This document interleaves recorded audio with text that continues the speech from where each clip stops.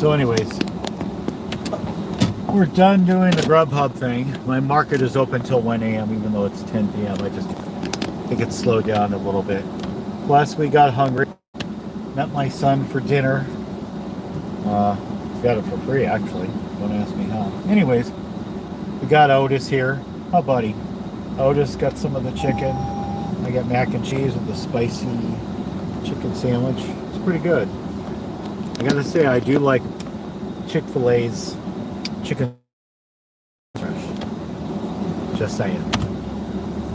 So discussing about, working Grubhub, DoorDash. I gotta say that I don't really start working DoorDash until after maybe 9 or 10 p.m. because I primarily work with Grubhub. Yeah, the orders do take longer, but you're not getting 2 orders at a time where they're like $4 a piece, and you're going all over the universe in God's country to drop them off into areas where there are no other restaurants to pick up after you've already dropped off those orders. You got to turn around. It's kind of like a truck driver, You pick up a load somewhere like Los Angeles and you're dropping off in Florida. You don't want to deadhead back to a location like headquarters or where the business is. You want to go back with something. So when I get most of the DoorDash orders are going like 10 miles, 8 miles out to like the outskirts of the valley here, and then there's nothing out there to pick up, and I got to turn around and deadhead back to, let's say, downtown or whatever might be available that's open after 9, 10 p.m. at night. Now there are a considerable amount of places here that are open after 10, but they're few and far between. So yeah, I do cherry pick quite a bit actually. I know a lot of people, you'll hear a lot of YouTubers, TikTokers, podcasters that are gig workers, or they drive for DoorDash or Uber Eats, and they tell you, you should take just about every order. No, I cherry pick. If there's a Walmart Spark order, it's $26 and it's one delivery, and it's 2 to 6, 7 miles. You're damn right I'm going to take that over a DoorDash order for $6 or $7, and that's if I'm lucky on DoorDash. Grubhub, same thing. Grubhub tends to pay a little bit more. So getting back to my point, I do go ahead and start working DoorDash after Grubhub slows down, which is around, depending on the day of the week, probably about 9, 10 p.m. in my market. And so that's when I start doing the DoorDash. When all else fails, Walmart Spark, Grubhub. When Walmart Spark closes about 10 to 11 p.m., there's not much going on at that time anyways. I'll switch over to DoorDash. And I start out doing Grubhub, generally as a rule. Starting out in the daytime, doing Walmart Spark is difficult because they're offering you 6 to 19 deliveries. So you're doing boom, boom, one after another. Yeah, you got like 19 different pieces of merchandise to drop off, and they're like one item. It's kind of like doing Amazon Flex. I don't see how people can do that because you're tied up doing that for like 2 or 3 hours, and it might be $49 or something, or if you're lucky $59. I just don't see it being a feasible, realistic way to make money. I'd rather just take one Spark order from anywhere from $12 to $20, drop it off. And what I notice about Walmart Spark, switching gears to topics about gig apps, is that if you're by a particular Walmart, in my area there's like 5 or 6 Walmarts. So if you're within one of those Walmarts, you really don't seem to go too far from that particular Walmart unless somebody in the other side of the valley wants something that they don't have in their inventory at Walmart, like an electronic or something that's sold out. So it will take the driver to a completely different Walmart to get that item, from what I noticed. But I like Walmart Spark because, of course, it does pay better, and you don't have to travel as far like DoorDash or Grubhub.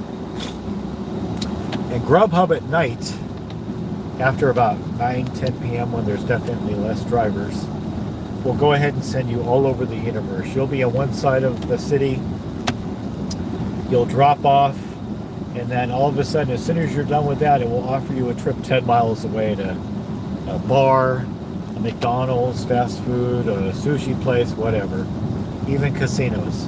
Where I live, we have casinos, so some of the people do actually order off of the platform. There are some casinos that I've seen come up. One at the Atlantis Hotel Casino. Yeah, it's rare, but I've seen orders come up at Grand Sierra Resort for Charlie Palmer's Steakhouse. I don't know how that got up there. But yeah, usually with Grubhub, they say go to a hotspot. It doesn't matter. If you're the only driver after 10, 11 p.m. at night, and you're still on the Grubhub delivery app as a driver, it will give you orders wherever. I've been in Sparks, Nevada, and it offered me something in South Reno, and I had to travel 25 miles total. I had to do the big triangle, go south, pick up the order, go back northwest, and then, you know, it was like 25 miles. Yeah, it was $20. Sure, there's no traffic, but you're putting some mileage on your vehicle, so I don't know. I do like doing this later on at night because there's less competition from other drivers, yes, but then of course you have less options for restaurants as well. So there's two sides of the coin. There's some give and take. Yeah, it is. Sometimes it's very lucrative to work at night, you know, 9, 10, 11, 12 p.m., a.m., 12 a.m. because there's really no drivers. I've rejected an order for this one Chinese restaurant that's open till 3:30. I swear to God, it offered me this trip 8 or 9 times. I had paused. I went on a break.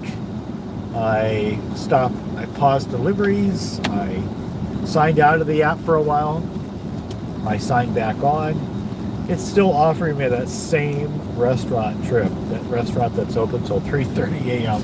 And it's like, yeah, it's like 12:30 a.m. in the morning. So obviously, there was probably no other Grubhub drivers. I was the only one. Because anybody in their right mind that's doing Grubhub at 12:30 a.m. is going to definitely take that. So I was pretty sure that I was the only one working. Yeah, I finally took it because the price did go up by $3, I think. And it was initially $20, and then it went up to $23. But I took it because I'm like, well, there's nothing else better to do. You know, it'd be my last trip before I go home for the evening. It was like 1 a.m. in the morning, 1:15 a.m. So it was really early morning, but after that I just switched off the app. That's the bad thing about Grubhub. It will have you go all over the place. It's not as logistically strategic as DoorDash. Like DoorDash wants you to go in a red area on the app, like close to a restaurant where there's a little hot spot, and that the zone around it is red, colored with red, and it, you know, quintessentially you want to get within that little area. It won't have you 10 miles from a restaurant and have you go pick up because they want you to be close. That app wants the drivers to be close. So with Grubhub, they don't care. They tell you, oh yeah, go to the hot spot. Well, that's not always 100% the case. I've been offered trips to like Nick the Great Greek, and I'll be like in one city and there'll be no other drivers, and it'll keep having me wanting to go 15 miles to get to this restaurant. So the Grubhub app doesn't always necessarily take into consideration where you are as a driver. It will offer, it doesn't matter where you are, it will offer you a trip wherever. It doesn't care. Because obviously less drivers, and if you're the only one, you're going to get all the orders. You drop off one side of the valley, and then it offers you a trip on the side of the valley that you originally worked on, but you have to travel in deadhead 10 miles to get to that restaurant. So I just don't like driving all over the universe. That's why I do like doing Walmart Spark, because it won't take you too far from the Walmarts. You might go as far as like 5 miles, 6 miles. I would say 5 or 6 miles is the average that I receive. depending on your market, may be different. But yeah, that's why I like Walmart Spark. And I do like doing the shopping part of Walmart Spark because you have more control when you're going to these pickup locations at Walmart's and you're picking up, doing the curbside pickup, which is something I rarely do. You're putting your time in the hands of somebody, you know, somebody called in sick, they don't have enough shoppers in the store. For example, I waited an extra half hour for an order that had 6 items, and it was all food. It was like canned stuff and hot dogs and cheese or Velveeta or something. The one other item the customer wanted, the 6th item, was baby formula. And I had called the number they had posted outside. They said they couldn't fulfill my order or complete it yet because something to do with not having the key to the baby formula cabinet. I was like, so they couldn't get hold of a manager or something at that time. Now everything's on an app, of course, but somebody had lost a key, a physical key, the old school key that you put into the key lock to open it up, because they allegedly claimed they could not get a key, and they're still trying to get somebody with a key to open up the cabinet that had the baby formula, because those are locked up, at least where I live. In a wonderful area I live in, everything's locked up. Some of these stores, you go into electronics, everything is in a glass case, locked up, everything. It was funny, I went to Walmart Electronics one time to buy one of these throwaway phones that I have. I bought like a Samsung Galaxy phone. It was like $300. But what Walmart's done in the last few years, when you buy these prepaid phones, you know, where you can just throw away phones, they lock them all up, but they also have cardboard, and they put them on a hook. They're not actually the phones.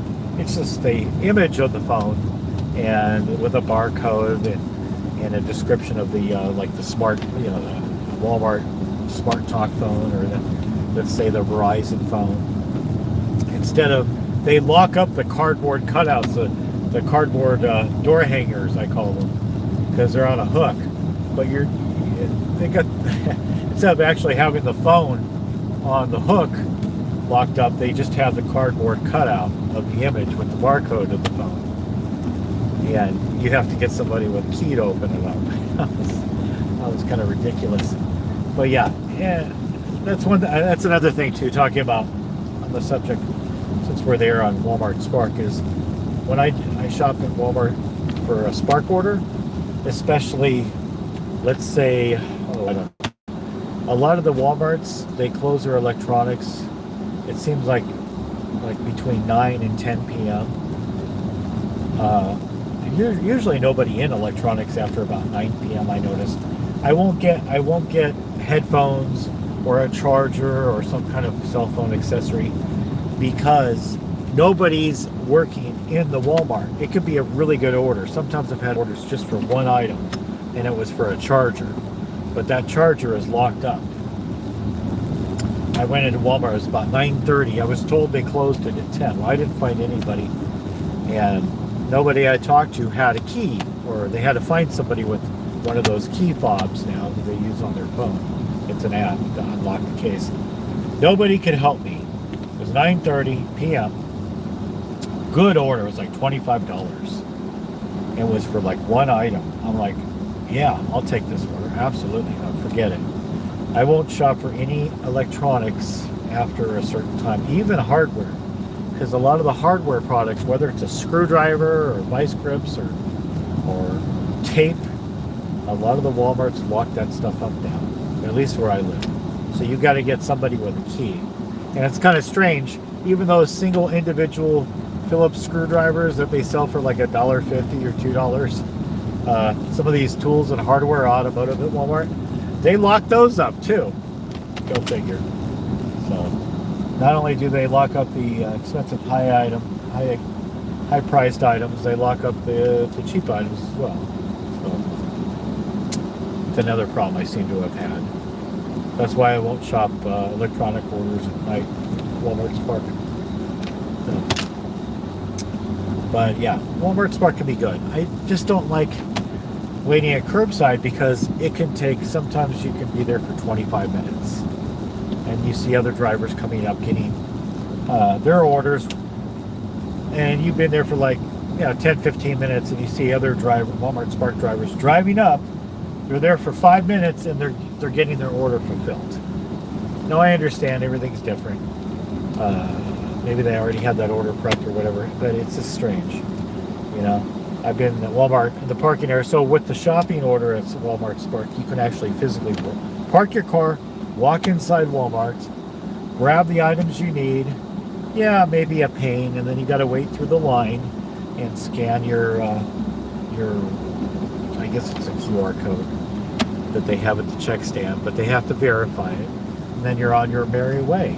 Well, sometimes it beats waiting out in the parking lot for an extra 15, 20, 25 minutes because they're short-handed in the store. I understand. I used to work at Walmart, in the store at Walmart. I actually worked at Walmart before at one time.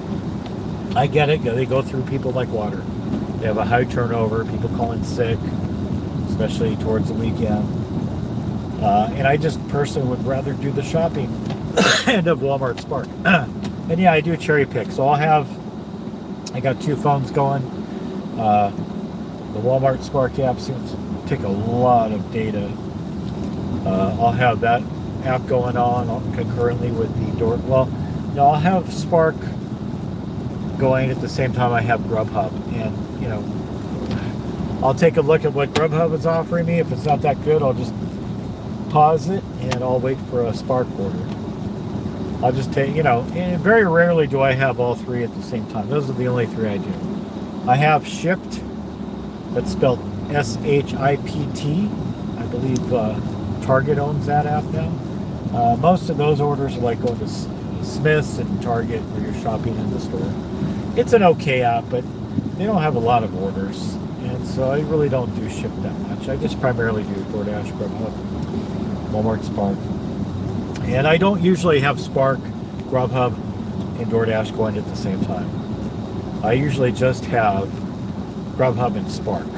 And like I said earlier in this live video, that I will go ahead and turn DoorDash on later on in the evening, like after 8 p.m., 9 p.m., 10 p.m., when most of the Grubhub orders have slowed down, or they're just non-existent. They're not being offered on my app. I've worked Walmart Spark as late as, I've dropped off shopping orders from Walmart Spark as late as 12:40 p.m. and 12 a.m.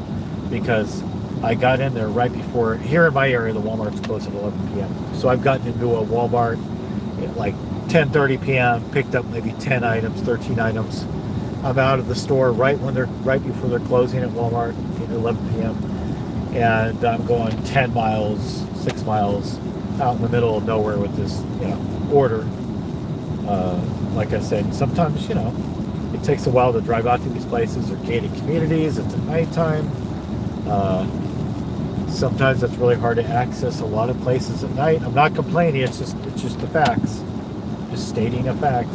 And sometimes the people will give you a 4-digit gate code and they don't work. There's no life on Mars. I always use that as an expression. Meaning there's no life. Nobody's interacting. Nobody's responding to your texts, your phone calls. They tell you, don't knock on my door. Don't call me. Okay, well, you're not answering to texts, and I can't get in. And there's at least 100 homes in this gated community. Where do you want me to leave this? Outside the gate? Obviously. Yeah, I'm being a smart ass. But it's like a lot of these people, they put in timed orders too, especially in the afternoon. So they're still at work, or they're picking up their kids, or they're out doing stuff with their friends, but they put in a time order, and you're fulfilling it. And by the time you get there, you can't get in the gates, nobody's there. There's a lot of gated communities lately I've noticed being built in this area. It shows you where crime or things are happening in our society in America. But yeah, it's like the more places they build now, whether they're apartments, it's like every apartment now that they build in Reno or Sparks, Nevada, every single one of them has a code, gate code. Half the time they don't work, or the people, they're just sending me a code. They're like, Sometimes they have to meet me out by the electronic gate because they don't even know their own code. It's frustrating for both parties involved. My point is I want to get these orders dropped off as fast and efficient as possible. Not just for my benefit, but the customers. It's a convenient thing for them, but if they want convenience, some of them don't make it easy for the driver to access their home. A lot of these homes are in gated communities as well as apartment complexes. It's difficult when I go to these gated communities, and there seems to be more and more of them. I don't like apartment complexes, but if you go there, especially by the university, there's a lot of high rises. Everything's locked up like a tight ship. It's like Fort Knox. A lot of the people don't respond or say, oh, I'll meet you in the lobby, or they say drop it off in the lobby, and you can't even access the lobby with the Amazon key, because 9 out of times that Amazon key they do give you, which I think everybody should try, doesn't work for whatever reason.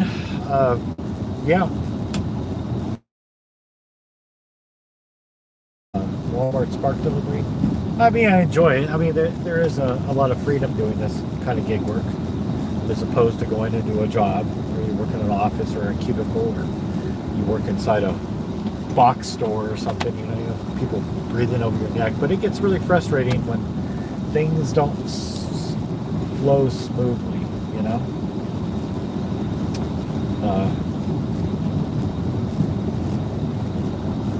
Yeah. So I got to say, out of all the apps I like doing, I would say Walmart Spark would be probably my favorite, just because it does pay a little bit more. It doesn't take the way out from the store you're shopping at to 15, 20 miles away. Yes, they do have some orders, pickup orders, where you pick it up, where you sit out in your car and they deliver it to your car, and they've already done the shop for it. Yeah, you get occasionally some of those orders. Like, for example, there's a Walmart store here in Reno. Mind you, we're in Nevada, and this one store always gets orders, and I noticed this is a new thing, for Truckee, California, which is about 35, 40 miles away from that Walmart, and it's always offering those. I'm like, I'm going to go out 35, 45 miles away from the Walmart, go to another state, technically. I know a lot of people don't see it like that, but I see it as a different state altogether. Once I go out of a city, and to another city or another state or county, I'm out in my area. I've gone too far in my book. That's how I look at it. But it's right on this over the border. Yeah, you're going out 45 miles. You're making maybe, it's sometimes ridiculous. It's like $19, maybe $30. I'm like, that's probably gonna pay for the gas, because you have to consider the mileage back. Now, mind you, places like that you go to, there's no big store, box stores like Target, Walmart, the big chains box stores I'm talking about. So you got to turn around and deadhead like a truck driver without a load to go back, empty, no load. Basically, that's what I'm doing, because because of the app. Well, actually, I take that back. DoorDash will let me, now that we're on the subject, DoorDash will actually, last time I checked, will actually let me drive. I went from Reno to South Shore, Lake Tahoe, California side. There's two sides. There's California, Nevada side of Lake Tahoe. So the lake is split into half. One side of the lake, which I think to drive all the way around the lake is like 37 miles or something. Big lake. So big tourist attraction. To drive around that lake takes you like an hour. But anyways, I'll pick up and I remember what I was doing. I was doing Instacart at one time a few years ago, and I had just signed up for DoorDash. It was 2021, I think. I was doing Instacart, and I was doing Lyft. So I drove up there. I picked up somebody at the Reno Tahoe airport, and they wanted to go to South Shore Tahoe. I think it was what was it, Hard Rock Cafe or something. Dropped them off. I thought, I just want to stay local for a while. I turned the Lyft app off, and I turned on DoorDash, and I started getting orders. Both sides of the lake, California side, Nevada side. Now, mind you, I live 70 5 miles away, but I was able to, in another state, work DoorDash. No, I'm sorry.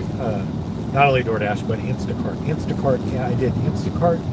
I was shopping at Safeway stores, and I was doing DoorDash, going to fast food places on the California and Nevada side of Lake Tahoe, South Shore. Also got offered some trips up in North Lake Tahoe as well, but didn't take them because it was too out of the way. And I was headed back to Reno. Forgot to turn my DoorDash app off, and I was being offered trips left and right. By then, I had already spent like 8 hours in South Shore doing DoorDash and Instacart. Mind you, I had gotten up to Lake Tahoe from Reno, Nevada from picking somebody up at the airport doing Lyft at the time. I no longer do that. I wouldn't recommend that, Lyft. You get some interesting people.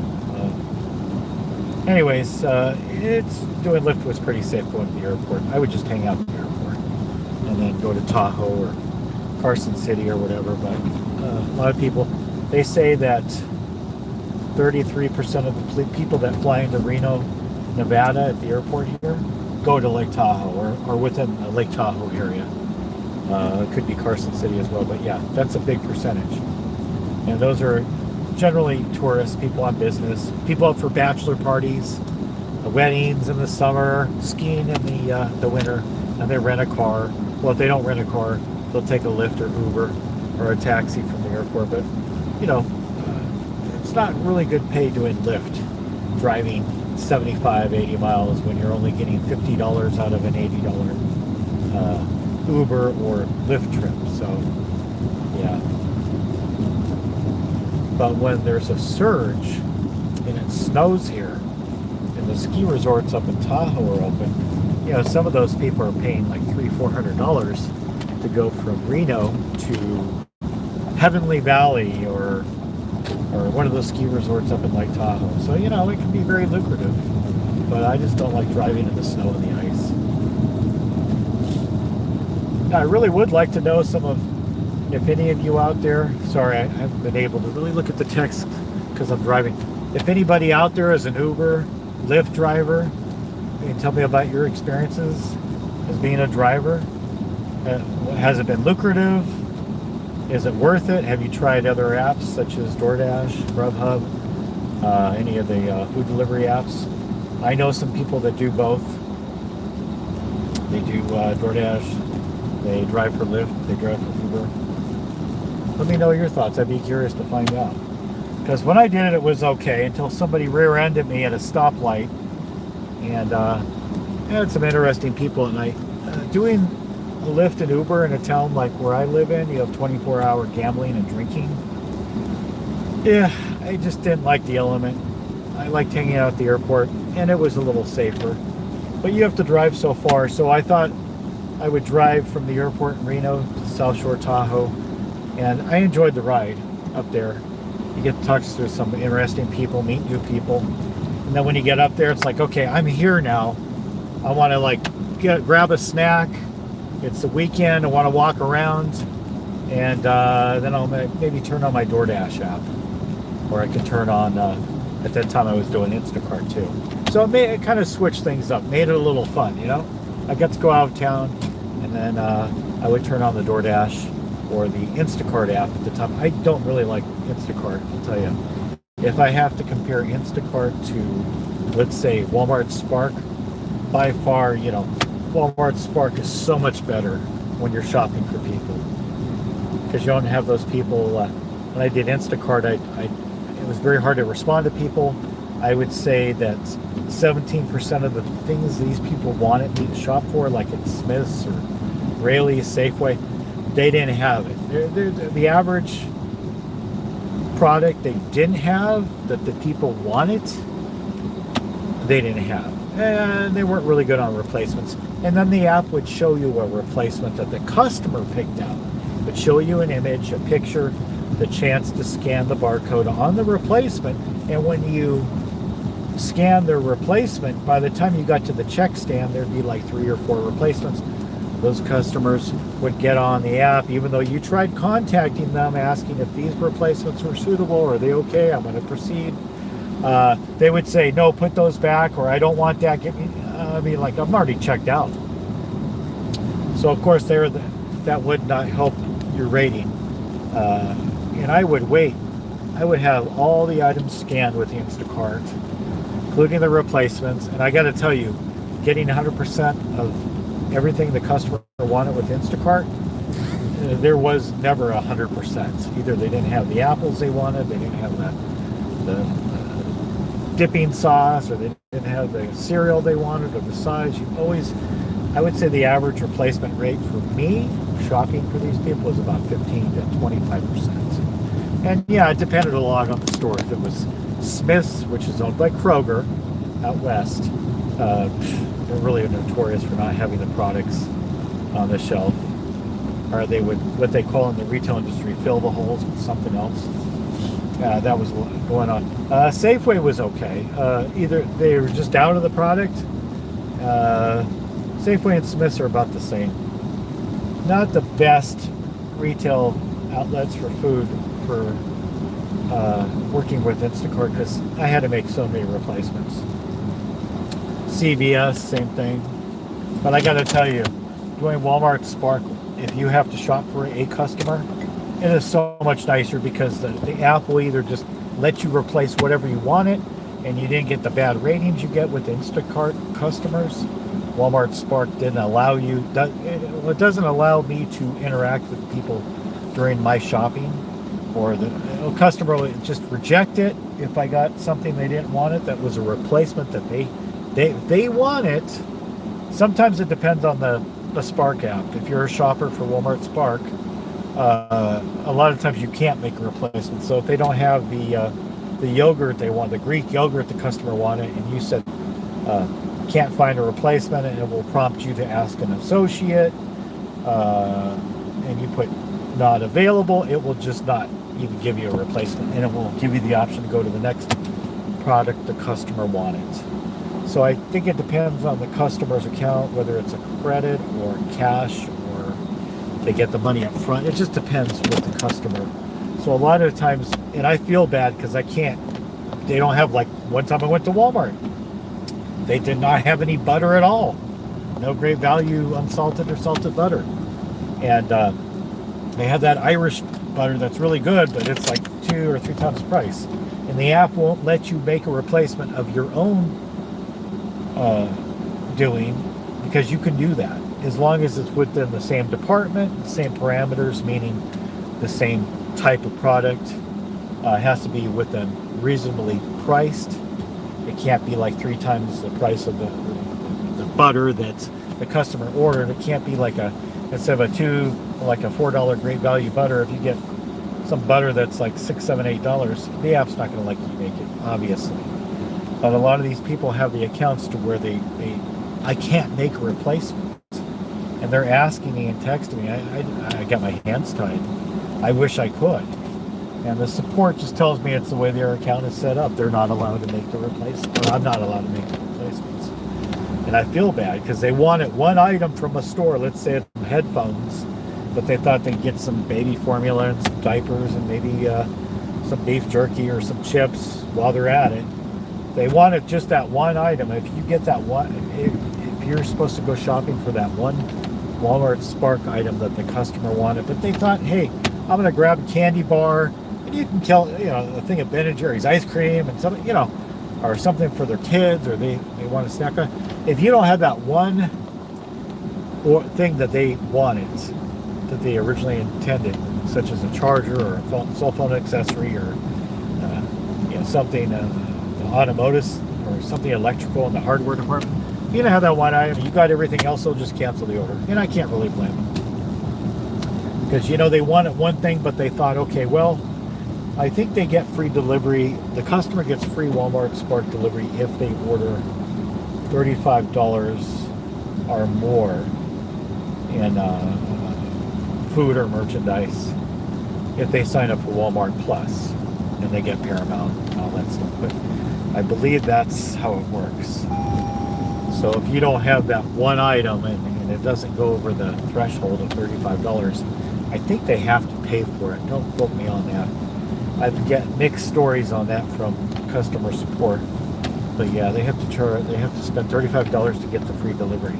So if that one item costs more than the other stuff that they got, like candy bars or chips or whatever, dog food. Yeah, if it doesn't meet that threshold, they're going to end up paying for those other incidentals.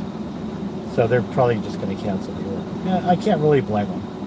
But so if they do cancel, and it's happened many times where I'm shopping and the order's canceled in the middle, whatever the reason may be, or they change their mind, or maybe they're going to go out to eat instead, or whatever,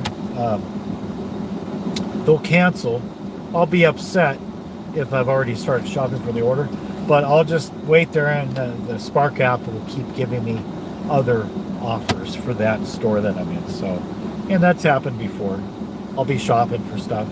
I always wait for the perishable items such as ice cream, bacon, sandwich meats, frozen stuff, frozen dinners, Swanson frozen dinners, pizzas, whatever.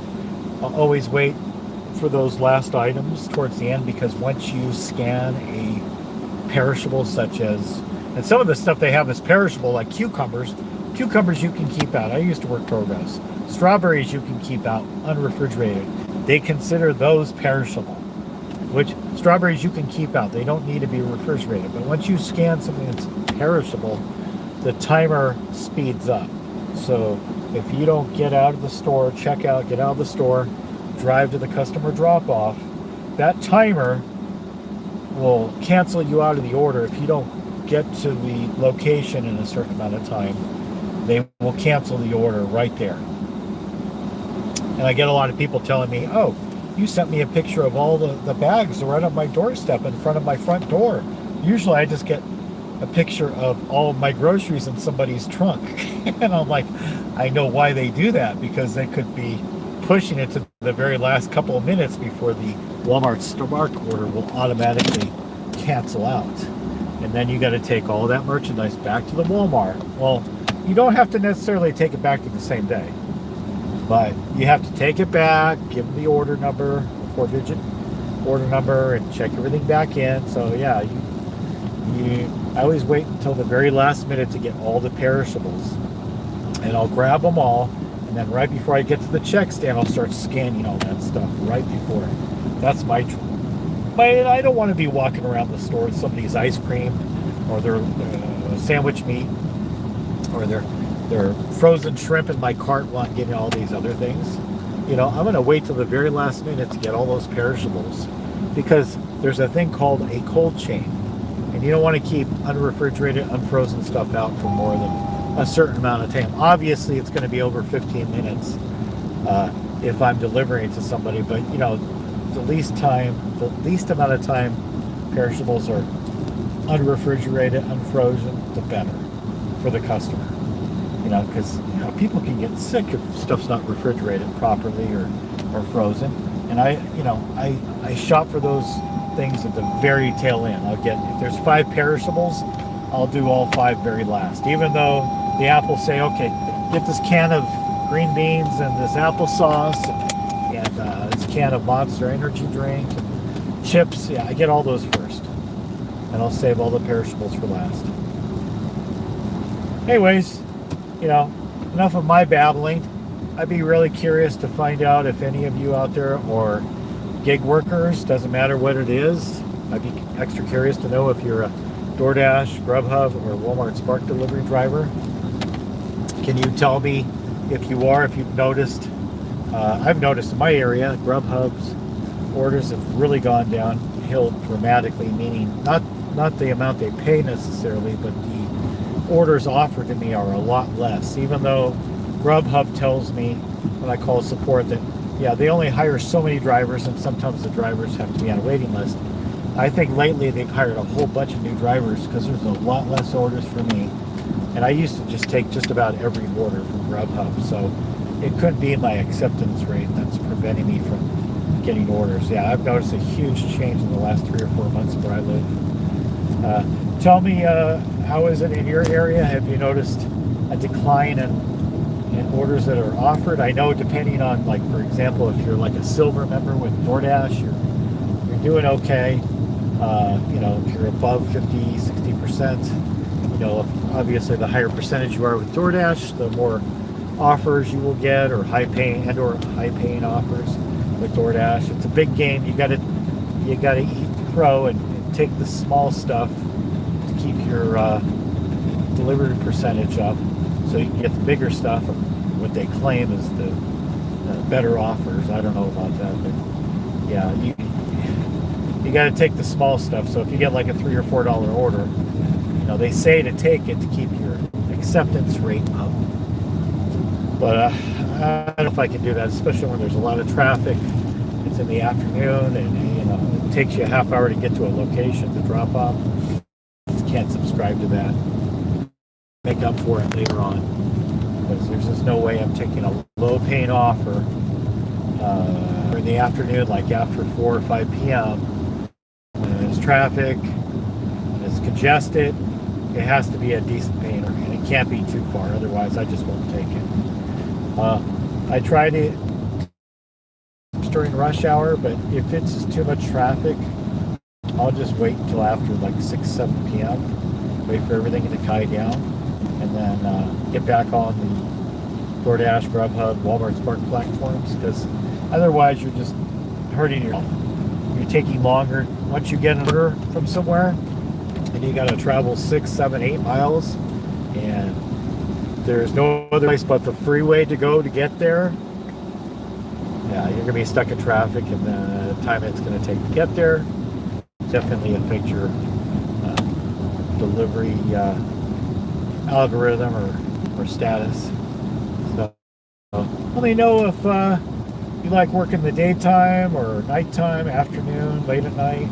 I'd be curious to find out. And tell me what you think about DoorDash, the Grubhub app, or the Walmart Spark app. Hey, if you do Walmart Spark, let me know. Did you have to wait to get on with the platform? Do you like the shopping inside Walmart, or would you rather do curbside pickup for Walmart Spark? Which is better for you? I'd be curious to find out, because I notice a lot of these guys will do both, or just take whatever is thrown at them from the Spark app. It's a little bit of both. I try to do as much in-store shopping as possible, and I'll cherry pick. Yeah, I'm not gonna lie to you. If it's like 1 item or 4 items, or I'm like, yeah, hell yeah. If it's 4 canned items and it's paying $17 and it's going 4 or 5 miles, darn right I'm gonna take that. Yeah. Sometimes I'm in Walmart. I'm doing the shopping order for a customer on the Spark platform, and I'm at the self-service checkout, ready to scan my QR code, and I'll see a lot of these Spark drivers with cartfuls of stuff. I mean, they got like 20, 30, 40 items. And I'm thinking to myself, hey, I only got like 3 items here. I got really lucky, And they're probably obviously they're probably getting paid more, but I'm like, if you factor in the time, the distance, if you're shopping for let's say a $30 order, and it's like 40 items, 32 items, you're going to be in there for like an hour, maybe more. And it gets worse. The longer you're in there for 40 minutes, an hour. And it's like, yeah, you could have done 2 really small orders and paid decently for 15, 20 bucks. And that's what I look for. I try to look for that sweet spot, Yeah, maybe 2 to 6 items, 7 items. I'm not in there for more than 15 minutes, 20 minutes. I get in and out of there real quick. If you're in there for an hour, I've done those orders at Walmart for Spark. One time I was in a store for it was an hour and 20 minutes doing like 52 items, and they didn't obviously have all the stuff they wanted. There were some replacements. I spent an hour and 20 minutes in there. I think I got out of the Walmart barely by the skin of my teeth. It was 10:58 p.m. and the store closed, and sometimes they shut down those check stands like 10:30 p.m. Some of those self-service kiosks, which there's less and less of them now each time they change things around inside the Walmart. Sometimes you just have 2 kiosks and you got like 10 people in front of you, and you got to scan that code, and it takes forever. Sometimes they close those down early. You can't even do the Walmart Spark app and scan. They have to like reopen one of those checks. That's happened to me a few times. That's the bad thing about doing the late Spark orders. You'll get there right before the store, be done shopping right before the the Walmart closes. And they've already closed down those self-service kiosks, knowing, in fact, that people are still doing Walmart Spark until 11 p.m. Let me know in the comments if you're a Walmart Spark driver and you've had experienced that. Like in my area, depends on the area the Walmart's in, not just having everything locked up, but some of the Walmarts here, they have like, they have like 10 self-service kiosks to scan your QR code and get the hell out of the store. There's one store they have that's not in the best area, they have 2. And you gotta wait. And they scrutinize everybody that goes through there. They watch them like a hawk because, I guess maybe it's a high enough store or, not in a good area apparently. But yeah, you go to stores that are in a little bit nicer areas, a little more out in the outskirts of town. They'll have like 10 or 12 different kiosks and you got your pick, no line. It's like, it makes it so easy. But in my area, they lock just about everything up now, as far as Walmart goes. Anything cosmetics, that's another thing I was getting at. I was talking about electronics earlier with Walmart Spark. Even during normal business hours, I don't like getting any kind of electronic. But here's the thing. I notice those things aren't people don't shop for that stuff during normal business hours. Or makeup. That's another thing. I just can't do the makeup. The eyeliner, the lipstick, the hair stuff, especially at nighttime, as everything is locked up, at least here in my area. Just about every one of these Walmarts, I think their makeup section or beauty, whatever they call it, everything is locked. Now the razors, they move the razors to a regular aisle to the cosmetics section so they can lock that stuff up too. I don't expect them not to. I mean, it's a sign of the times. It is what it is. I get it. If I was shopping at a Walmart, probably in a nicer area or whatever, it's funny, they don't lock up baby formula in some of these Walmarts. Some they do, some they don't. But just as by default, they lock up all the electronics, they lock up all the cosmetics, and let's see, cosmetics, makeup, hardware and automotive. Now those are all locked up. I was able to get some Bar S stop leak today at Walmart for one of my 3 cars that I have. It's an older Mitsubishi. Hopefully the stuff works. I was able to actually take that off the shelf. 99.9% of everything else in automotive and hardware was under lock and key. I'm just waiting for them to lock up the Kleenex and the toilet paper. When's that going to happen? Just kidding. But seriously, I'm waiting for the food to get locked up, or the steaks. I mean, think about how much steaks are. Ribeye, porterhouse. They get some good choices of steak at Walmart. When's all the seafood and the steak's going to be locked up? I mean, it's getting ridiculous. It makes me, as a customer, I don't even shop at Walmart anymore. I mean, I might if I'm doing a Walmart Spark. I'll grab a few things, say, I'm going to grab some top ramen or some water or dog food or whatever. Yeah, I always try to kill 2 birds with one stone. I try to think smart. But, I mean, if it's just where I'm going out shopping, I don't even go to Walmart because you got to get somebody to unlock the case if you want the $1 ibuprofen that's $1. It's locked up. The cough syrup, Band-Aids. It's ridiculous. Foot powder, any of that stuff now. Deodorant. It's ridiculous. It's like I don't even want to go to it. I'd rather go to the dollar store and get deodorant or shampoo or something because I don't want to go through everything's locked up.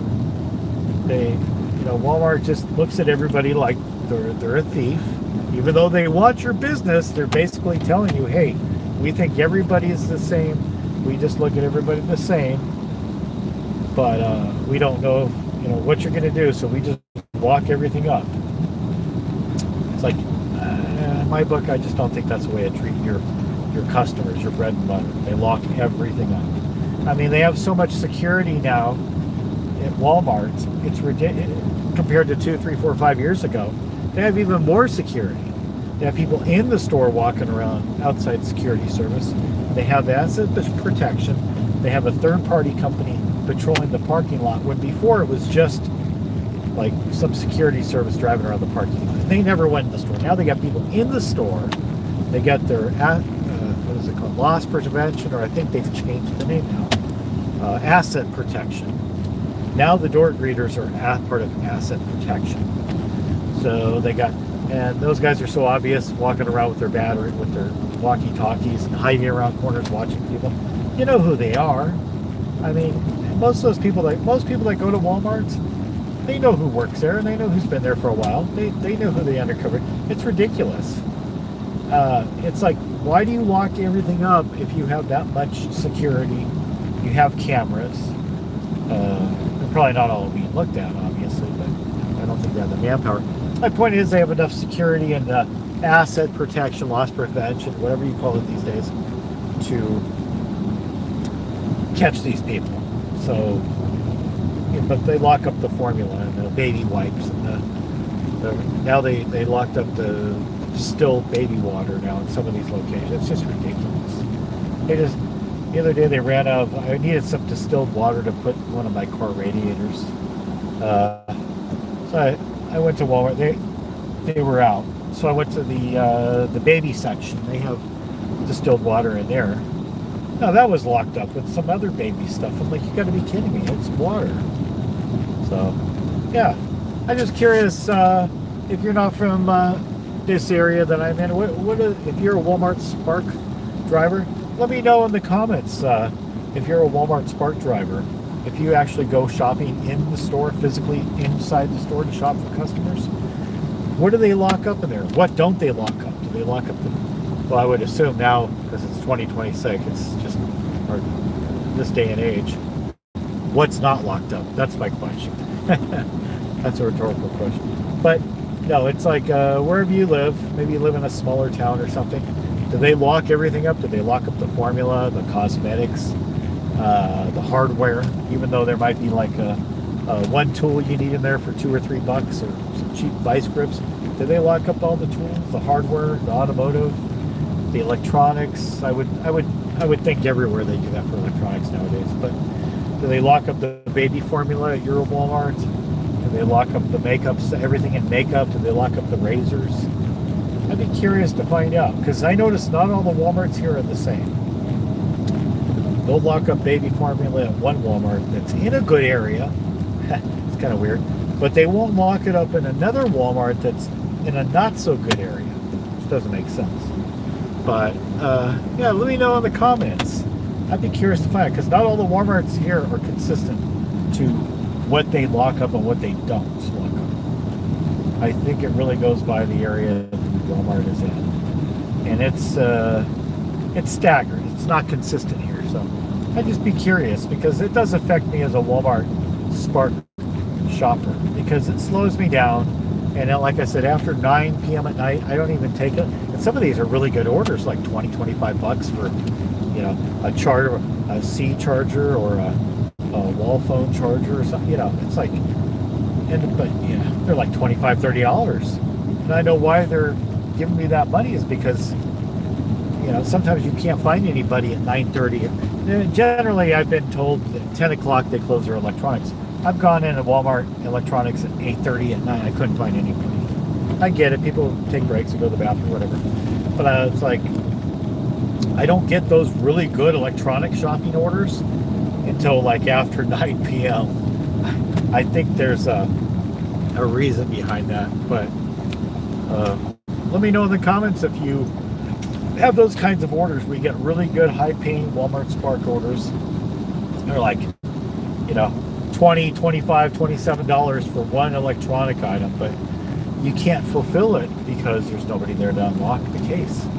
You live in an area where the electronics doesn't have everything locked up.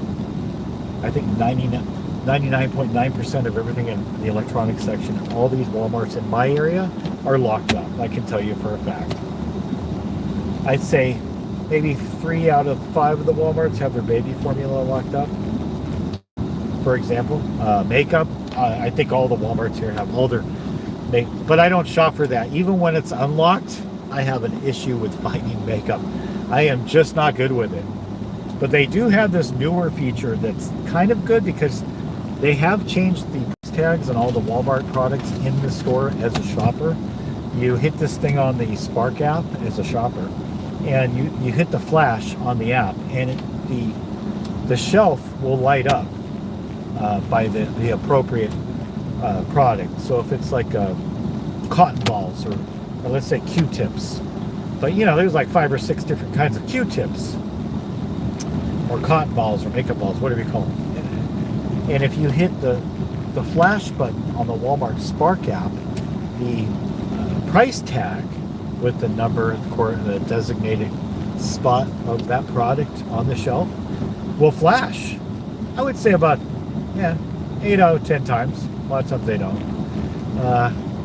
Let me know if you've used that feature and that feature actually helps you out, because ever since they've gone to that the changing the product description on where the price tag's supposed to be, ever since they've changed those tags, I cannot read the spot,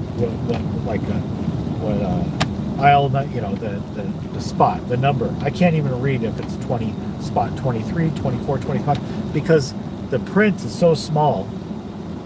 I can't even see it now. Ever since they've changed these price tags, they're more electronic now, and I can't even read them with the naked eye. I have to have glasses or a light. I cannot read them, so I have to use option on the app. Before I could just like, oh, there's 22 in the frozen section. I have a problem. Used to be able like, okay, this is spot 1, 2, 3. Okay, this is the product. These are the what do they call those things? Well, anyway, Lunchables or whatever, different kind. But I have a problem with the new Walmart price tags, product description tags. I cannot read the number. So I use the flash option just because I probably need glasses and more light. I'm getting older, so yeah. Let me know if you have that issue. And if you're a shopper, do you use that flash option that's on the app to help you find the product that you need to shop for? Let me know in the comments. All right, guys. Well, you've heard enough of my banter. I'd like to know what you guys have to say in the comments. In the gig economy, if you're a Walmart Spark driver, or even if you're a Lyft Uber driver, because I've done both. There's a reason why I don't do it now. Or if you're a DoorDash, Grubhub, Shipped, that's spelled SHIPT, shopper, or Postmates, Uber Eats. I've had other Uber Eats delivery drivers tell me how much more they make than, you know, what they did when they were DoorDash drivers. I've heard good and bad things about Uber Eats. Let me know if you're an Uber Eats food delivery driver, and if you've done any of the other.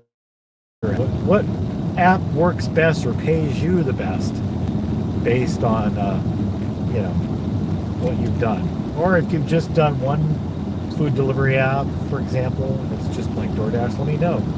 Let me know your comments, how you've done, how lucrative it is or isn't, and if it's something that you would do again if you had to start over. Is it lucrative? Do you do it as a side hustle? Like I have a regular job, but yeah, I do this as soon as I get off my other job. I start doing this, or on my days off I start doing this Grubhub Spark delivery app. Sometimes I'm just too tired when I get off my regular job. I'm just like, I just want to go home and crash, because you know, you've got to have some agility. You got to have an energy drink or some espresso. That's what I do. I'll get off my main job at 10 o'clock at night, and if I have enough fuel, I'm already up. You know, I've been physically working, and yeah, I'm a little fatigued, but I can keep on going. I can probably drive for DoorDash for another 2 hours, 3 hours. Let me know if you have a regular job and or a part-time, full-time job, and you do one of these gigs such as DoorDash on the side, or maybe on your days off from your daytime job or your regular job. I'd be curious to know. What I'd really like to know is how many hours a day if any of you out there are listening to my banter and me carrying on, sorry. If you work as a DoorDash, Grubhub, or Uber Eats, Postmates driver, Walmart Spark, Shipt, any of those. If you do, or even Flex, I'm open. I'd be curious to find out about Flex drivers.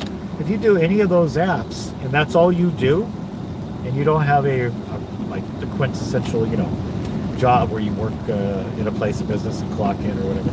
If you don't have a regular job and you just do gig apps for work, for income, how many hours, let me know in the comments, how many hours a week do you work? Does it fluctuate? Do you do 40 hours, 20 hours, 30 hours? You just work. I've talked to DoorDash drivers that just work Thursday, Friday, and Saturday, and they work like 12, 14 hours, and that's it. They take there's one guy I know that used to be a cab driver. He used to be a cab driver, and those guys work hard. They work, some of those lease drivers, they work like 12 hours a day, 7 days a week. I don't know how these poor guys have a life. I really don't, because they got to pay for their lease. Things are so expensive now. Gas is even more now because of this whole crisis that's going on in Iran. Price of gas is going back up again. Doesn't help me at all. And I have a car with decent gas. I average 40 miles to the gallon on the highway. The car is 5 years old though, but considering the weight of my car, the size, meaning the dimensions, I got to give Toyota, I got to hand it to them. Their engineers are very genius people. My car gets better gas mileage than some cars that are half the size of my car. And I'm talking weight or even dimension wise. Toyota did a good job on this car. If I had bought any other car besides a Toyota or a Honda, I don't think I would have been able to do these gig apps, such as Lyft or DoorDash, driving the miles that I've done and keeping the same car and still driving it today.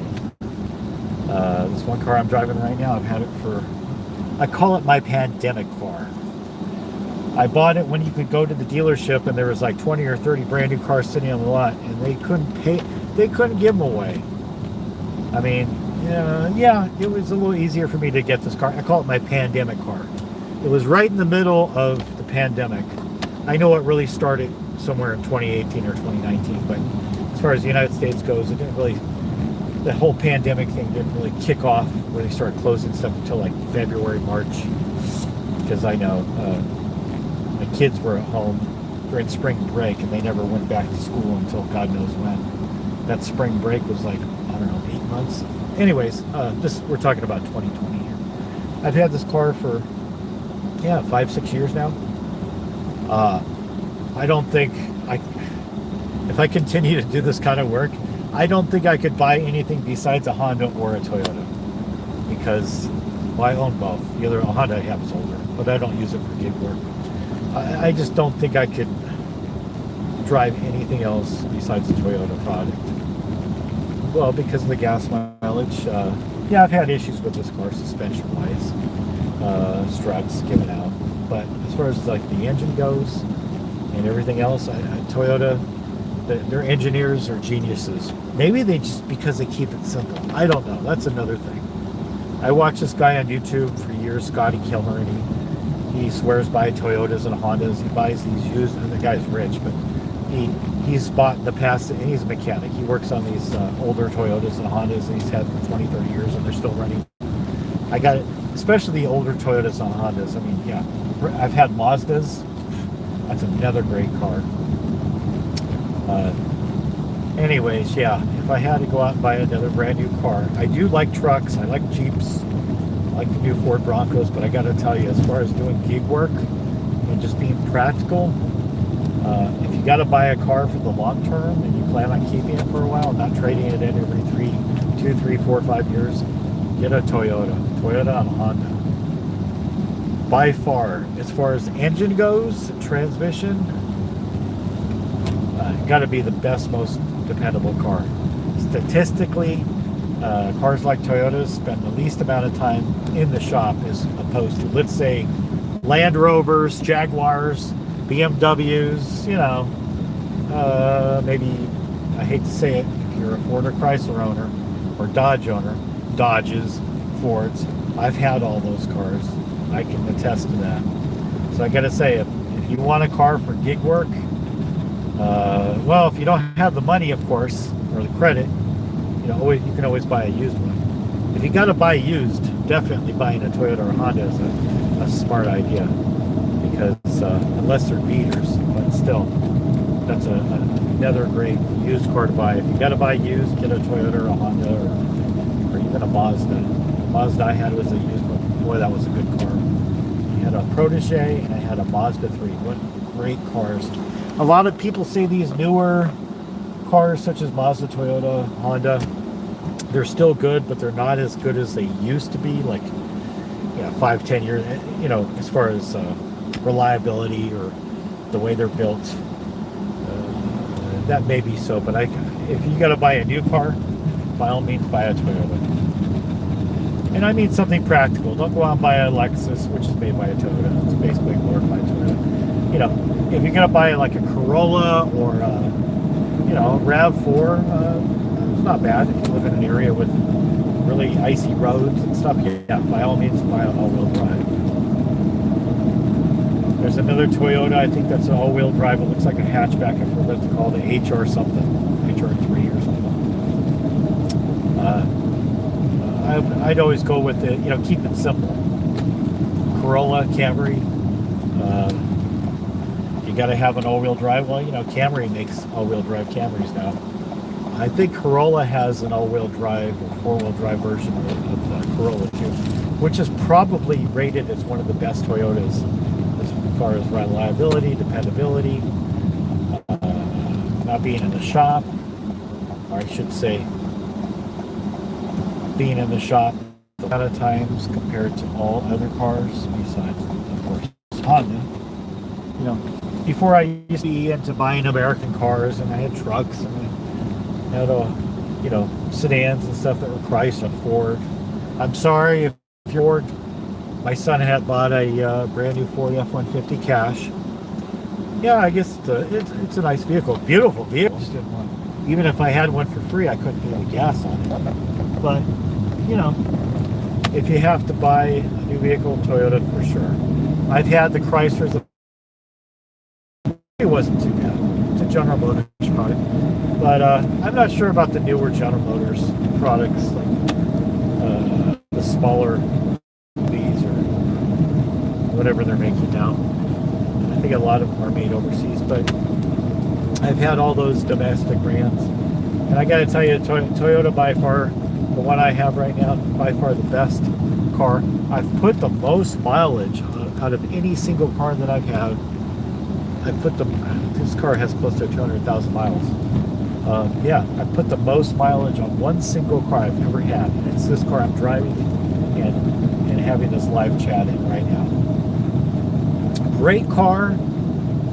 I don't think Hondas and Camrys are really known, especially the longer you own, for having the best reliability on suspensions, such as struts, which is the problem I had with this car. It was below 100,000 miles, already had problems with the struts. But as far as like other things, like the Honda, I haven't had suspension problems. But all those cars after time have suspension problems. My point being is, though, that I haven't really had those in American cars. Any kind of suspension problems. I take that back. I have it was my daughter's car before she went in the military. I have now inherited a Mitsubishi Eclipse. Great car, low mileage when she got it. That car and the older Honda I have, they're both over 20 years old. You get one of those cars and you don't feel all the bumps and the potholes and the speed bumps like you feel in my Toyota. Even though this car is only 5-6 years old, you feel all the little bumps and things. Those cars are over 20 years old, and they take those bumps, potholes in stride. I don't feel that as much as I feel in this Toyota, the 2020 Toyota I have. It's unfortunate.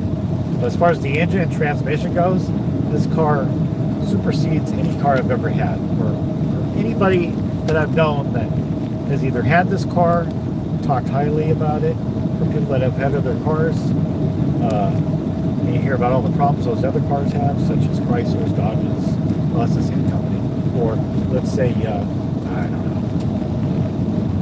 know, Land Rover, BMW, Jaguar, you know, those cars are in the shop. I hate to say it, I'm not downplaying, they're very nice cars, but those cars are in the shop. If you're going to keep those cars long term, they're going to be in the shop every like 6 months for something, whether it's electronics or mechanical or something or both. You know, the more technology they put in these cars, the more problems they seem to have, such as Audis. I hate to say it, but it's another nice car. When I bought this car, I bought it because I looked at all the consumer reports, reviews online, talking to people that had this kind of car, or from this manufacturer, Toyota. Everybody said, yeah, go and get a Toyota. Okay, well, you know what? I'm gonna give it a try. And it's a good thing I did. Such a great car. Now they make this gas-powered, this is a gas-powered car. Now they make them an HEV, hybrid electric. Yeah, I'd like to get a hybrid electric. They get like 52, 54 miles a gallon. But, you know, maybe that'll come by later. I might get one of those. I really want to get I almost got a Toyota Camry TRD. What a car. Man. Just a couple seconds faster, 0 to 60. And it sounds beautiful. It purrs, but, you know, probably not as practical. A little less gas mileage, bigger engine. Those cars you can't, as far as I know, you can't get those in hybrid, at least not yet. But yeah, if you have a choice of a new car to buy, and you plan on doing any kind of gig work, or Uber, Lyft, or DoorDash, whatever, whether you even do it on the side or as full-time, I would highly recommend getting a Toyota if you have to buy new. I mean, it's kind of fancy. A lot of people like this car. It's a sharp-looking car. It's not a bad-looking car. But as far as like engineering goes, reliability, dependability, not being in the shop, lack thereof being in the shop, get a Toyota by all means, because you'll have that car for at least 6 years. That is going to be one of the best cars. And you know, getting the smaller Corolla or one of the other smaller Toyota cars would be a great idea. That would be ideal because, you know, you want, everything's HEV now, hybrid electric. So, you know, I would highly recommend getting something smaller so it doesn't cost too much. But then again, you know, you're going to get great gas mileage no matter what kind of hybrid vehicle you get now. I think this car, if you buy it on hybrid, gets like 54 or 56 mpg combined, you know, electric and gas, which is great when you're doing DoorDash, Grubhub. You're driving, you know, 10 miles to drop off a location, and then you have to double that by turning around and driving 10 miles back. Is a great thing. When you have to put on a lot of miles, gas, especially with the price of gas going up, hybrid is definitely my next consideration. Well, everything coming out now, I think a lot of the newer vehicles, I'd say most of them now are hybrid, and I'm thinking about it just because of the gas mileage. Because, you know, you're expensive. If you own a business, you got to pay rent, electricity, you got to pay your employees, you know, whatever. If you own a shop or you have a store, you know, you got overhead. And gas is obviously overhead. Wear and tear, tires, brakes, transmission, whatever. All that is, you know, windshield wiper blades, all those little incidentals. New gas cap every 6 months. I mean, that stuff adds up. Incidentals, you know, that is your cost of doing business. Gas is the cost of doing business. Get a hybrid vehicle, you know, you have more profit for yourself and less, you know, you definitely want to pay less for gas, especially if that's what you're doing as delivery, because that's most of where your money's going. You're not paying overhead on rent or electricity or paying your employees. Most of your overhead is in gas, and or more than likely you're making monthly payments to the bank or finance company, and of course you got to pay for insurance if you're financing. That's mandatory. So that's you know, I am paying more for my insurance than I do for my monthly. I was paying monthly for my car. I was paying just about the same for my insurance and my monthly car payment and premium every month. It's crazy. And when you think about it, the insurance company is not making a product. It's not a tangible product. It's not something that they're going to manufacture, you know? They pay out just a little bit. And they take in a lot of money from a bunch of different people.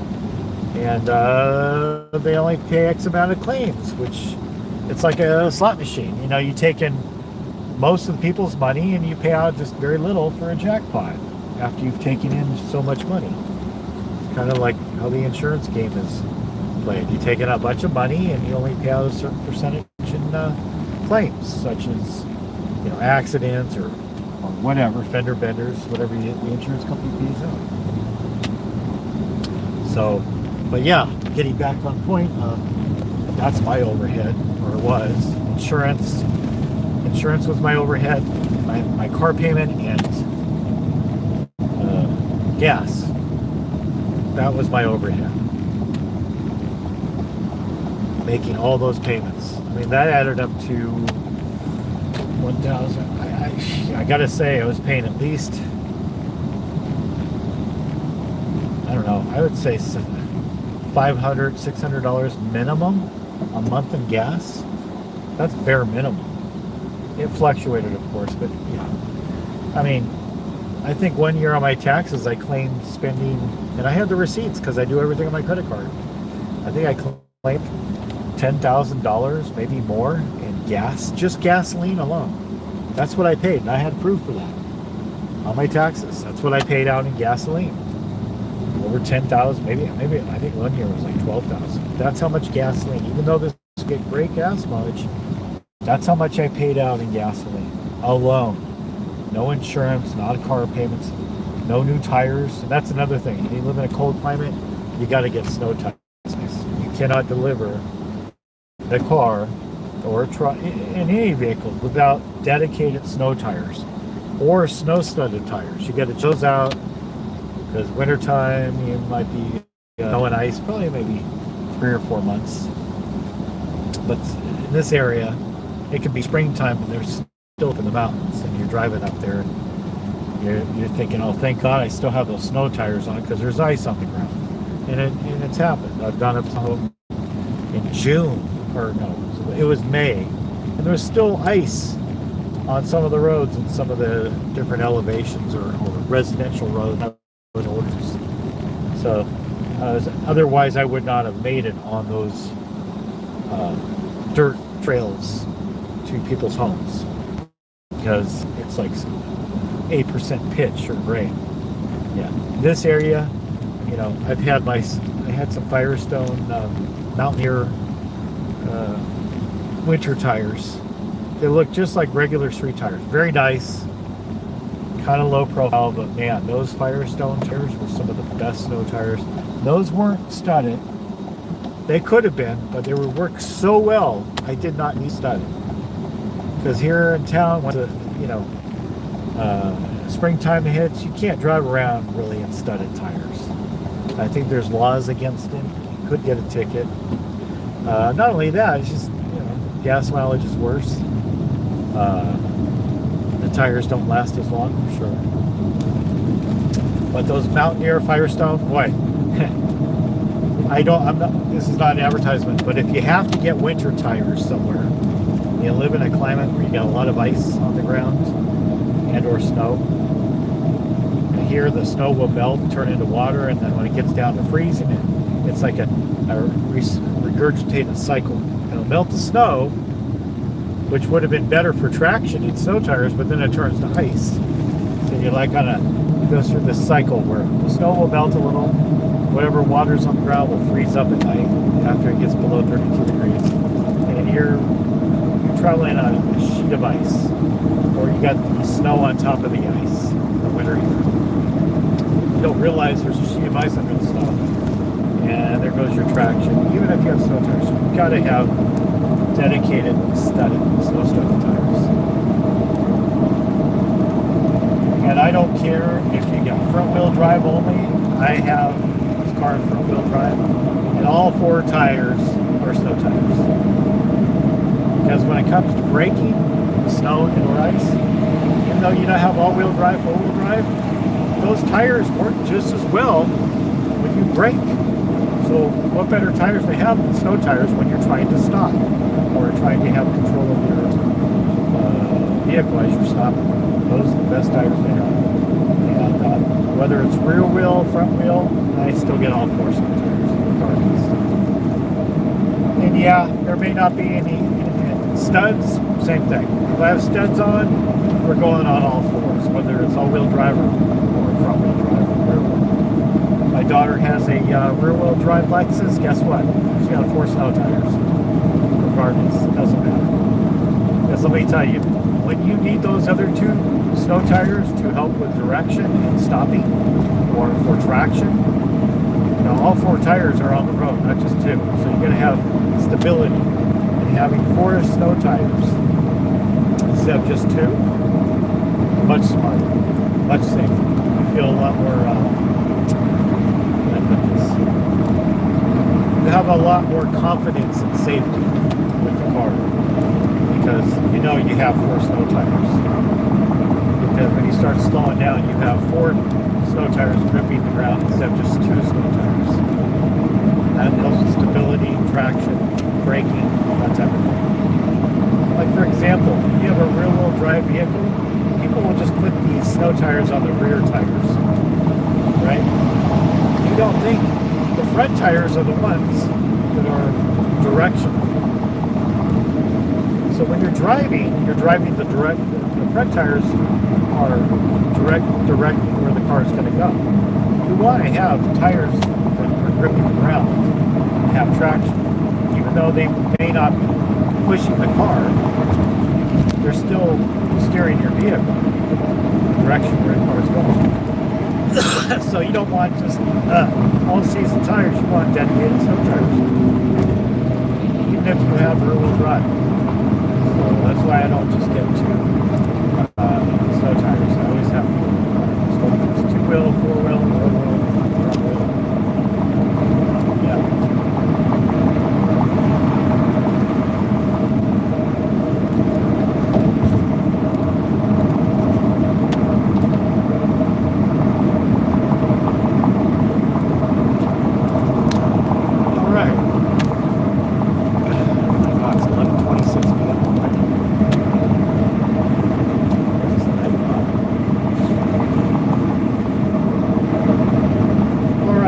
Obviously, I've been talking for quite a while. So, talking about doing Walmart Spark, that pretty much ends at around 11 p.m. And locally here, you don't really get any orders. It's rare to get anything after 9:30 p.m. It used to be more prevalent lately. Well, I was getting orders at 10:40 p.m. before. It used to be 10 p.m. that they had Spark, where you could be a Walmart Spark driver and go in the store shopping until 11. So it used to be 10 p.m. They extended it until 11, which is a good thing if you're working late at night. But now, there's no more Walmart Spark, obviously. So generally around this time, this is when I turn on the DoorDash app around 10 p.m., 11 p.m. There's not too much Grubhub going on. And yeah, it's probably slowed down a little bit. Monday for me is the worst. Sunday can be very lucrative and busy, but once 8 p.m., 9 p.m. it hits, it's like walking off a cliff. It just orders are consistent, and then about 9 p.m. for DoorDash and Grubhub, just nothing. Hits a brick wall on a Sunday night. Monday is kind of slow too. I'd say statistically for me, in my area, my market, I would say Sundays and Mondays, and this, and for obvious reasons, it's Sunday, everybody's getting, it's spring break coming up, but generally as a rule, Sunday night, just the way our society is, and everybody's getting ready for school and work. It's the end of the weekend, everybody's done their stuff, now they got to get ready to get serious for school and work. And everybody's out during the daytime on Sunday, shopping, whatever. And then the slammer comes down around 9 o'clock and boom. There's no orders for DoorDash, Grubhub, or Spark. I don't get nothing. So I generally just stopped doing it around that time, 9 p.m., 8 p.m. at night on Sunday. Even though I would like to drive a little later, of course, because on my other job when I was working it, I'd get off at 10 o'clock at night, and I did work Sundays, so if I did want to work doing Grubhub or DoorDash, I'd get on, I'm like, no, there's nothing going on. Might as well just go home. So Monday's kind of dead. It's hit and miss, but Monday statistically for me is the slowest day, or I should say afternoon. I got to reset my schedule. I got to start waking up early in the morning again. But I've been kind of lazy and having dentist appointments, doctor's appointments, and issues with my other cars. Yeah, I've been kind of starting in the afternoon, but I got to say, Mondays, even in the daytime, Monday afternoon, evening, pretty dead. And then last Tuesday and Wednesday was kind of dead too. I don't know why. It's kind of weird. I just think, I don't know what it is. Everybody's out. People are doing stuff. People are ordering. Grubhub and DoorDash were very dead on Tuesday and Wednesday. Now it's Thursday night for me. It's 11:29 p.m. my time. Spring break's coming up. I don't know how that's going to go. There's a lot of college students that order Grubhub and DoorDash if you hang out in certain areas where I live. So that brings in a lot of business.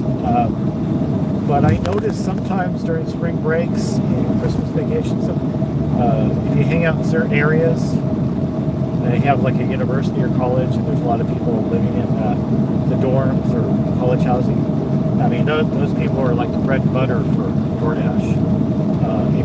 Mostly DoorDash, not necessarily Grubhub. Yeah, if you're doing DoorDash, a lot of your orders are going to go to the university students because they order a lot. If you're in those zones where you pick up for fast food or whatever, definitely but I notice when it's spring break, I call it Christmas vacation because that's how I was raised. Break now, but Christmas vacation, spring break, and is it fall break? I don't know. They have a few, maybe 2 or 3. Oh, I think there's another break, Thanksgiving or something. But those are kind of like slow dead zones because a lot of students are out of town. They're with their family or they're on spring break, so you're gonna get a lot less orders, unfortunately, because there's still a lot of orders going on. But if you're hanging out in certain parts of town where a lot of college university students order DoorDash, let's say, or Uber Eats, it's going to be a lot slower by at least, I don't know, maybe 60%, 50% from what I've noticed last year, and probably be the same this year. So if you live in a market where you have universities or more than one university, where I live, there's like 20,000 students. So, there's a lot of students. A lot of people living on the dorms or university area. They order a lot of DoorDash and Grubhub. So I think that will dramatically affect my business starting probably tomorrow, I guess. It's Friday. So, but I can still do Walmart Spark. Because just your average mom and pop or people that want to shop for food, they order. They want their groceries. It's all demographics for Walmart Spark. People with kids, single people, whatever. Anybody, any and everybody. Just think of any and everybody that shops at Walmart, basically. Those are the customers on Spark. Because it's so easy with Walmart Spark. Now, all you have to do is join the... I had it when I worked at Walmart. It was free. But I never really used it. Walmart Plus. So you get Paramount TV. You get free delivery. I think you have to have a minimum $35 order. Kind of like Amazon Prime. You got to order a certain amount to get free delivery on certain items. Well, it's kind of the same way with, from what I hear, because I've never even ordered DoorDash or Grubhub. It's kind of weird. I have the apps, but I usually pick up the orders. My favorite Chinese restaurant I pick up from that's open late because I work late. Yeah, I have DoorDash and Grubhub, but what I'll do is I'll order off those platforms because I get perks, I get points, I get free food or whatever. If I order a certain amount of food, it builds up. I'll order off the DoorDash or Grubhub app, but I'll pick it up myself and get it because it's quicker. Kind of like the McDonald's app. I'll order it through the app, and then by the time I get to the McDonald's, I'll pick up my coffee or whatever. It'll be all ready for me. That's the only way I do DoorDash or Grubhub. But as far as Spark goes, I think you have to spend $35 to get free delivery. So every time you get, as a Walmart Spark order, when you get paid, it's not the customer that pays you. It's Walmart Corporation that pays you through Spark. I forget the name of the company. It's a third party. Anyways, so just so you know, touching base on Spark again. I know I'm going all over the board here. As a Spark driver, you also get tipped. You do have to wait 24 hours from the time you complete the Walmart Spark order for the customer. So when you pick it up, you go shopping, you drive to the Walmart to pick up their order, and you drop it off, you take a picture, or you get the code from the customer, you complete the Walmart Spark delivery, and you drive away. Once you complete that, it takes 24 hours. There is a lot of, let me tell you, about tip baiting with the Walmart Spark platform. There's a lot of that has gone on. I've experienced it myself. I've got orders for like $20 tip, $30 tip, and then I check the next day. I'm like, I only did one Walmart Spark order, and I should have gotten $50. Well, you get your base pay for Walmart Spark. You get whatever pay that Walmart Spark gives you. Then you have an additional amount that's the tip from the customer, which they have. Sometimes they take it back, sometimes they increase it, sometimes they reduce it. There are a lot of generous customers out there in the past. I'm not going to complain. I'll generally, as a rule, it may sound kind of stupid, but I try not to take those Walmart Spark orders where they're giving $15, $20, $25 tips, because I have received those in the past, and then all of a sudden I notice, and I know this for a fact because I had just say that 3 times fast. I had just one Walmart Spark delivery order that I picked up, curbside parking. I brought it out to my car, I dropped it off, and these people lived in Virginia City, which is, God, way up in the hills. It's like, like 30 miles away. They are giving, and this is the reason why they do this stuff, because they're trying to hook somebody, they're trying to bait. Because most drivers probably won't take these orders because you have to drive up a switchback road. The road itself is like 150 years old, but it's paved. Anyways, it can be a dangerous road. It's very windy and switchback, and I don't like driving up this road. Anyways, you go up there and it's a beautiful area, Virginia City Highlands. Beautiful ranch homes. Everybody's got horses and stuff, and kind of rich people. Just a beautiful area, the Ponderosa area. And I gotta tell you, I mean, it's going up there. I just parked my car and looked at all the wild horses, and I got my dog with me. But again, to the point, some of those people, I kid you not, I've gotten $40 tips because it's about 35, 40 miles up there. As the crow flies, it's probably 20 miles, but because you're doing a lot of windy roads, switchback roads, a lot of winding roads going up when you get up to the top of the mountains there, it takes a while. And I can see what I've gotten $20 tips in the past, and I only did one order, so I really know it's not like I did 10 Walmart Spark trips. I'm like, wait a minute, I should have received more. So you won't know about your tip until 24 hours after, because the customer can choose to either take back the tip, add to it, take part of it back, give you more, depending. I think kind of like DoorDash in a way, but you won't receive that tip. Will be separate on your pay through Walmart Spark. So the way I have it set up is through a direct deposit. It's instant cash out, but I have to wait 20. Sometimes I've been surprised. I'll do like 5 or 6 Spark orders, and I got my pay immediately through the instant cash out through a card that I have. I'll get the money right away, and I use it for gas or whatever, and I'll have a nice surprise.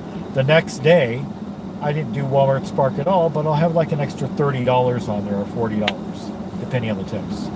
And I'll be like, oh, this is a nice bonus. It's a nice surprise because I didn't do Walmart Spark at all today, but instantly I got an extra, $20, $40 on my account. It's kind of nice. But a lot of times, let me tell you, out of experience, these people will add $10 or $15. This is the tip baiting thing. Let's say you're getting $20 to drive 6 miles and it's 20 items at the Walmart, you're shopping for it. You drop it off and let's say they gave you a $10 tip. Okay, total $30, tip included.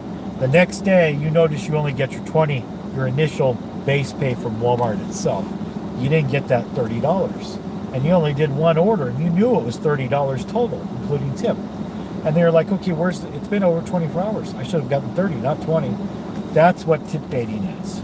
So this is where I get kind of skeptical about the high tips. Some people will call it probably not the smartest thing, but I try to avoid those high tipping offers that are more than the base pay, because more than likely you're going to get screwed. I hate to say it. I'm just trying to, forewarn you. I mean, not all of them are like that where they give you a generous tip. Not all of them are like that, but for the most part, I've experienced a few that were.